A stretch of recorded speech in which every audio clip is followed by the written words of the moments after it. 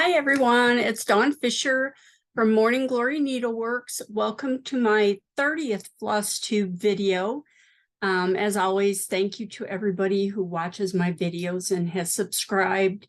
It's the 15th of March 2023, and I've got just a few things to talk about. This is going to be real short. A lot has happened in the last couple of weeks, as a lot of you know. Of course, as many of you know, because I talked about it in the last video, Jeffrey and I got married on February 25th, and it was wonderful. It was very personal. It was in our living room. We had just a few friends and family joining us in person, plus over Zoom. I made like a wedding Zoom. And we had a secular ceremony with a few rituals that are meaningful to us, such as like the cup and athame, sharing of cake. We did a hand fasting. We did the exchange of rings, and we pinned Scottish blossoms. We had Scottish blossoms pinned on us, and did our vows. So it was perfect for us. So people were asking for pictures, so I'm going to show some pictures. I don't have all the pictures yet, but I had him send at least a few to us. So, and I'll explain why later. But what I did, I made my usual PowerPoint so you guys can see the pictures better, and I'll go over them, and then I'll talk about some other stuff that's going on. Okay, this is a picture. I thought this was really nice. That's actually my wedding dress behind there. I'm standing behind this. This is on a little table that was sitting in front of us.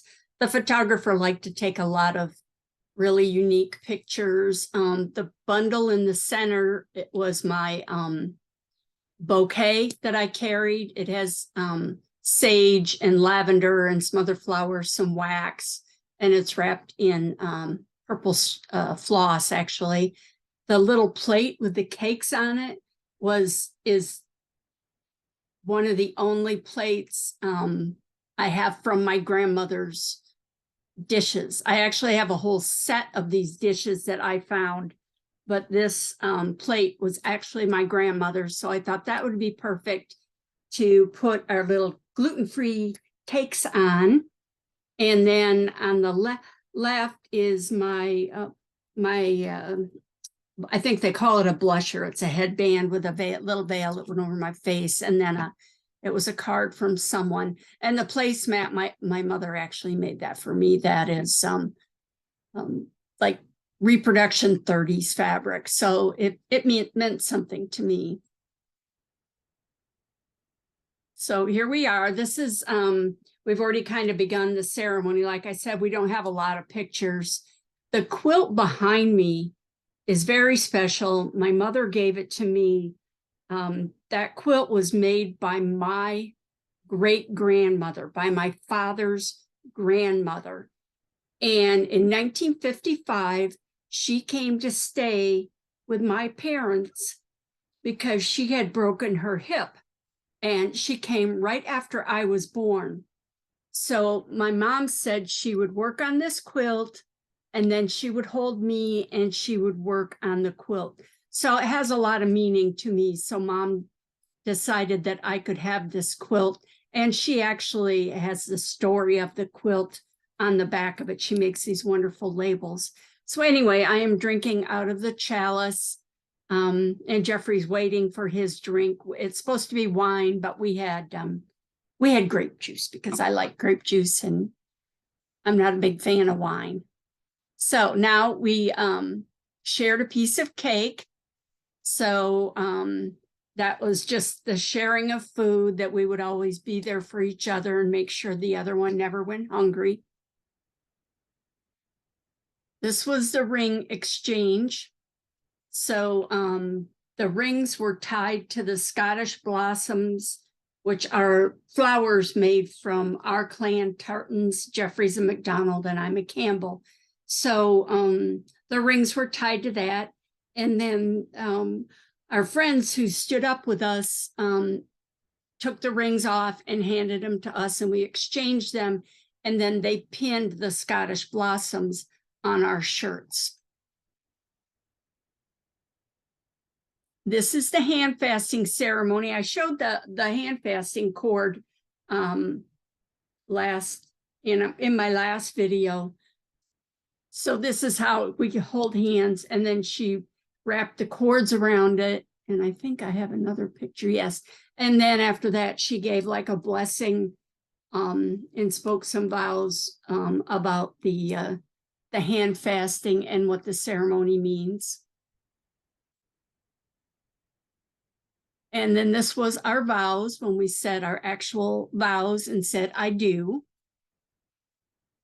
or I will, or whatever we said. I don't remember. And there we are. There's the kiss.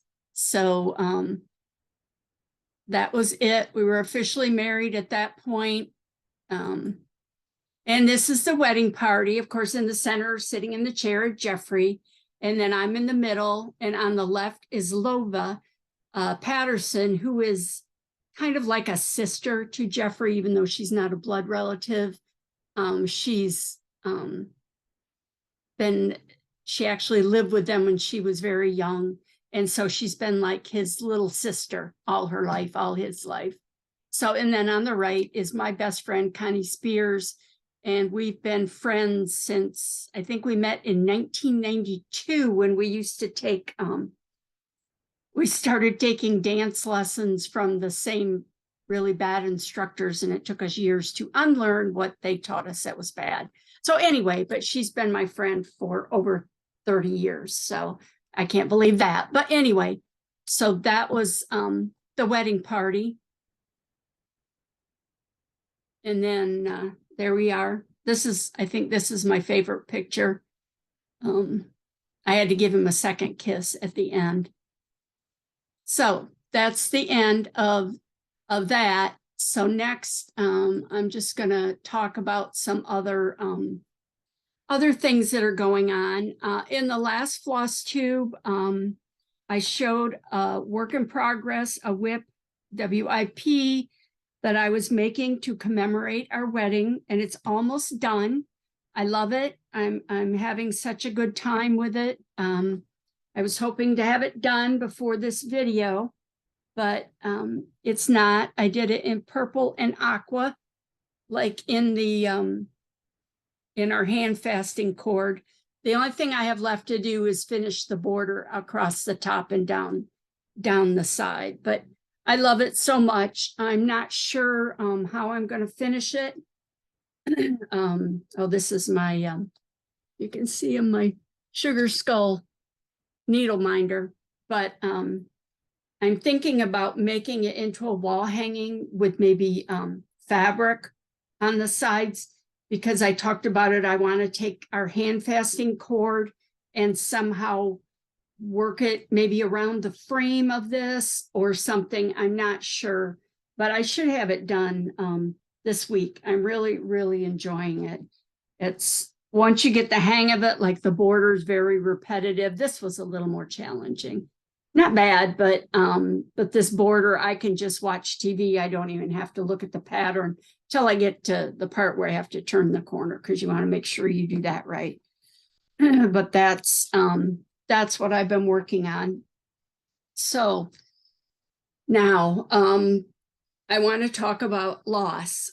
So and if you don't want to hear about this, you are welcome to stop watching, because I know this can affect a lot of people. But I did post it. It was posted on Instagram and Facebook. So many of you already know that Jeffrey passed away on March 7th. I thought we would have more time, but the hospice nurse said this happens often. He was waiting till we could get married. And then he was finally at peace. He was happy with that. And so it was time for him to go. So I was by his side the whole time he was at home. It was very peaceful. I just sat by him. He was in, we had a hospital bed in our bedroom, And I sat by him and I stitched and talked to him. I showed him what I was working on. I made sure he saw our names, that it was on there. He could talk and respond most of the time. Toward the end, it was getting harder, but he was still there. I could still talk to him and he would respond sometimes, even just a little bit. He could still say he loved me. So I made sure, he knew that I loved him, that he was loved and everybody was thinking of him. So like I said, I just sat there and talked to him and stitched.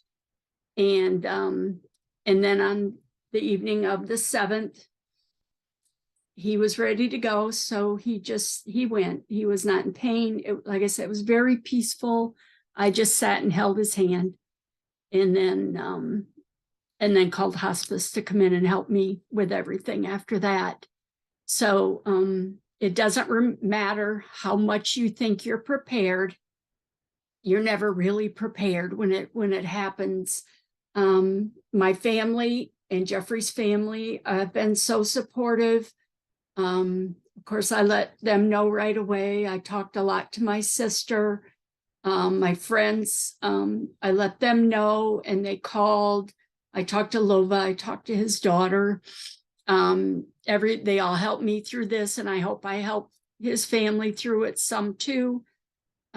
He is being cremated, so I will have his ashes. They'll be ready, I don't know, in a week or so. It doesn't matter. But we have a plan for what we're going to do with the ashes and things. So, but I'm not exactly sure what's next for me. I have some things in the works that I'm thinking about and working on.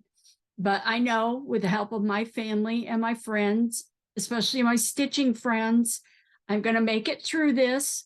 So there was such an outpouring of love and support and condolences when I posted this on Facebook and Instagram. It was wonderful. It just made me feel he was loved and I was loved. So that's kind of it for this FlossTube. It's going to be just short and to the point. And so thank you for watching, and I will be back on the 1st of April with a new stitch of the month and maybe some idea of what I'm going to be doing next. I don't know. So we'll see. But again, thank you for watching, and I will see you soon.